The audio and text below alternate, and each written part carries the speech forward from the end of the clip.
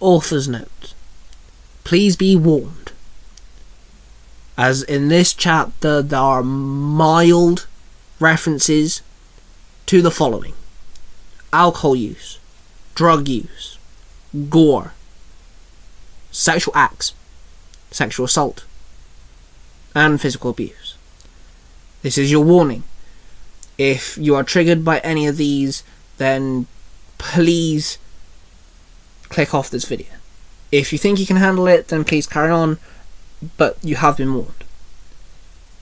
Please enjoy. Hello everybody, welcome back, or welcome to Tiger Tales, a place where you'll find stories and fanfictions written and read to you by your host, me, Tai Tiger. Quickly, before we dive into anything, I just want to quickly say my fanfictions have nothing connection to the original continuity, and copyright was not intended.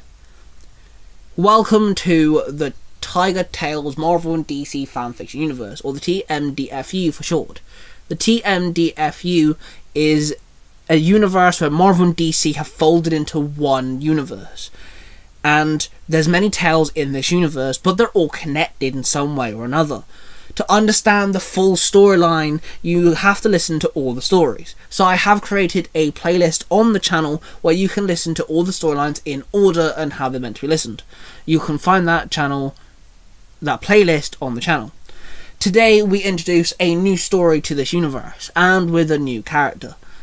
We're introducing the Red Lanterns, a Lantern Corps filled with rage, and a new character dons a Red Lantern ring. So let's dive in with the Red Lantern Crimson Rage, Chapter 1, Finding a Way to Process. Jordan sat there in the room, which she had visited every Friday morning at 10 AM. The room was a dull brown, and it was the typical room that would belong to a therapist.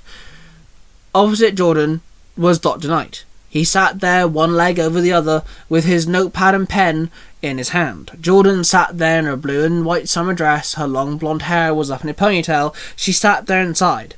"So, Jordan, how has your last week been?" Dr. Knight asked.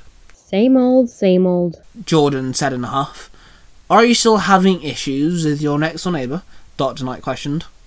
Yes, he's still having parties day in and day out. The whole place smells like a swamp, and everyone's either passed out or having sex or getting high. Jordan barked. Dr. Knight scribbled on his notepad, then looked back at Jordan.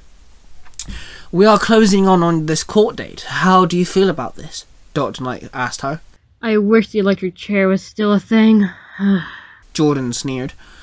"Are you worried about seeing your father again?"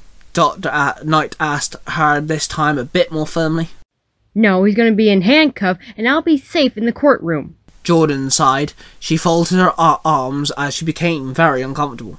"Jordan, it is perfectly normal to be angry at people, especially your father, after what he did. And what he did was something horrible. And it's been years where you haven't had any answers. And I'm very pleased that you're finally getting some.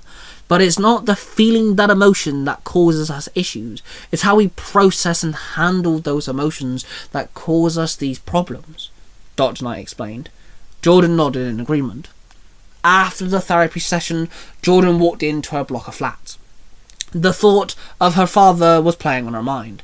She walked up 3 flights of stairs, and the sudden smell of alcohol, dirty clothes, gone-off food, and sweat filled her nose. She looked at the door opposite her apartment. The loud, thumping drum and bass music echoed through the building and vibrated the floorboards.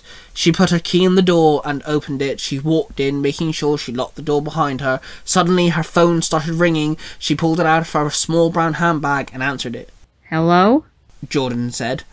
"Oi, Jordan, where the hell are you? You've been an hour and a half late to work. Come on, girl," her boss screamed back.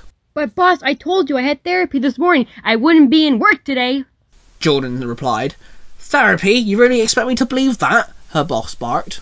You know I have therapy every Friday. Jordan snapped back. "Don't get lippy with me, girl. You only got the job because I owed your mother big time. But if you ain't gonna be appreciative, I'm sure I can find someone better at the job than you anyway," her boss screamed. Then with a heavy slam, he hung up.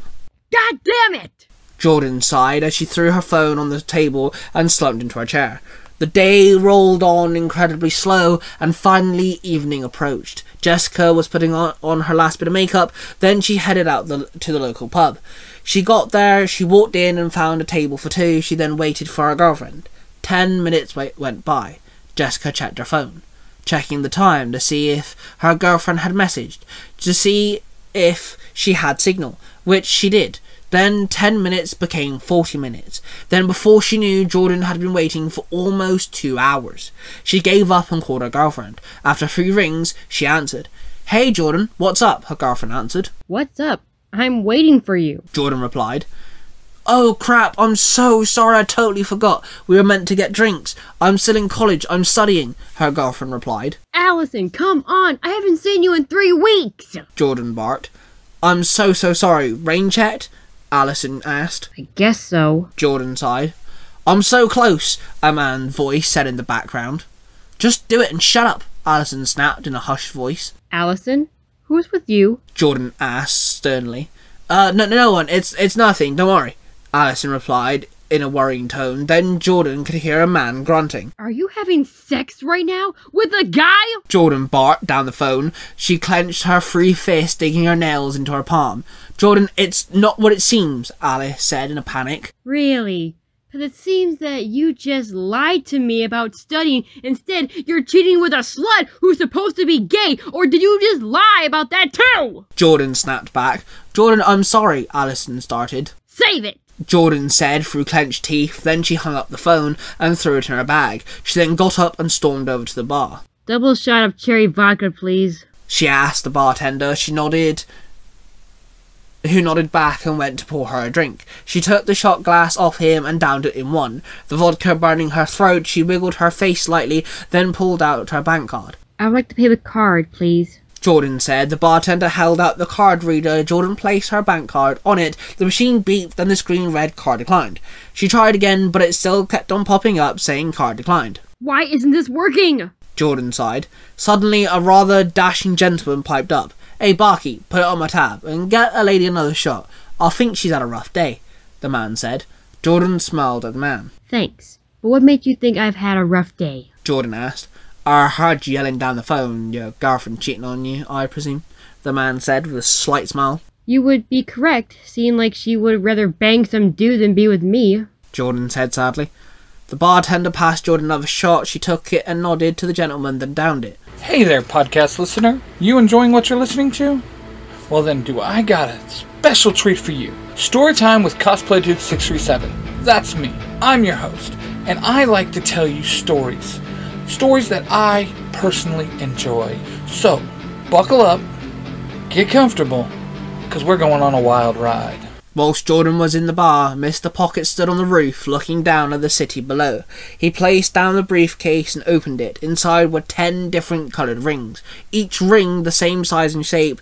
The difference between them all was the engraving in the circular surface. Each one coloured ring had a different symbol. Mr. Pocket pulled out the red ring and it started glowing. "Rage fuels the world, and it burns bright. Pick your lantern. Find the most enraged person you can," Mr. Pocket whispered. Then the red ring started floating, then bolted, leaving Mr. Pocket with the 9 rings. Jordan sat there with the gentleman for quite some time. She had several more shots. She felt kind of tipsy, but wasn't drunk by any means. The gentleman, though, got very drunk. He kept stumbling off his stool and mumbling through his words. "Hey, you live around here? I could walk you home," Jordan offered. Thank you," the man slurred. Jordan pulled the man onto his feet and they left the pub. She walked down the street and followed the man's directions, which led through a wide alleyway. "So, I was, kind of thinking about your girlfriend. I think she's a bit of a bitch," the man said awkwardly. "Yeah, that got you that bothered?" Jordan asked. "So I was also thinking, if she's gonna get around getting some dick, maybe you should do that too," the man suggested. "I'm okay, thanks." Jordan sighed. She then looked at the man, who tried to unbuckle his belt. I don't mind being your first candidate," the man belched. He then dropped his jeans to his ankle and tried to grab Jordan. "Oh my god, no!" Jordan yelled. She took a step back. The man stumbled over his jeans and fell over. What is with you guys? Always thinking that you can get your way. Jordan screamed. Suddenly, a bolt of red light flew down from the sky and hit Jordan, knocking her off her feet. She sat up and looked at her hand. The red ring had been placed on her middle finger. What the hell is this? Jordan gasped. She tried to remove the ring, but it wouldn't budge. Take the power of the Red Lantern. Give weapon to your rage, and unleash fury to those who caused it, a voice said. My rage? Please, I'm always angry. Jordan muttered. Do you accept the power of the Red Lantern? A voice asked. Suddenly, images flashed for her mind. She saw the bus driver that ran over her little sister, her father who, whilst drunk, battered her, and her mother. She saw her mother's grave. She saw her boss, who always treated her like she was nothing, her cheating girlfriend, her loud next-door neighbour, her dodgeball coach who had sexually assaulted her when she was 13, her college dorm roommates who shaved her head while she slept and spread rumours about her which caused the police to get involved. Then she saw herself hiding away from everyone and taking all the abuse and neglect from everyone. Jordan sat there and screamed in pure anger. Then she realised she had been given the chance to process and handle her rage just like Dr. Knight told her to. Yes, I do? Jordan growled. Then suddenly she rolled onto her knees. She felt her stomach turn over and over. It was like a washing machine was spinning in her intestines and spinning them round and round. She tried to hold it down but couldn't fight it, and then she threw up, but it wasn't like anything she ever experienced. It was red and warm. Jordan looked down in shock as she realised she was throwing up blood. Then she threw up again, and again, more blood just spilling out of her. She then climbed to her feet, finally wiping the blood from her mouth. She looked at the Red Lantern ring when suddenly red light wrapped around her and formed into a long sleeve top connected to a knee-length skirt. The Red Lantern logo appeared on her chest, and the small red mask formed around her eyes, and her hair was put up into a ponytail. New outfit? I like it, Jordan said as she checked out her new red boots. She then turned to the guy who had been staring at her this entire time. The red suits you, the man muttered in fear. He was clearly in complete shock. Come here, handsome. Jordan grinned. She pushed his chest into the wall with her boot and straddled him. His boxer shorts were cold against her inner thigh. She kissed the man, who started mumbling and crying. She held the kiss for a minute when suddenly she pulled away and opened her mouth, and a stream of red plasma spewed out of her mouth, spilling all over the man's face. The man screamed in pain as the red hot blood-like substance melted his face. His screams became gargled noises as he choked on the plasma. Jordan stood and left the man to melt away. In a blink of an eye, she bolted up into the sky and flew high up into the clouds. She looked down at the city below. All the people looked very small now. Jordan looked at the Red Lantern ring now on her finger. With blood and rage of crimson red, we fill men's souls with darkest dread, and twist your minds to pain and hate. We'll burn you all, that is your fate! Jordan yelled out. Her ring started glowing. She floated there with a small wicked smile, and she started planning her revenge. There you have it, guys.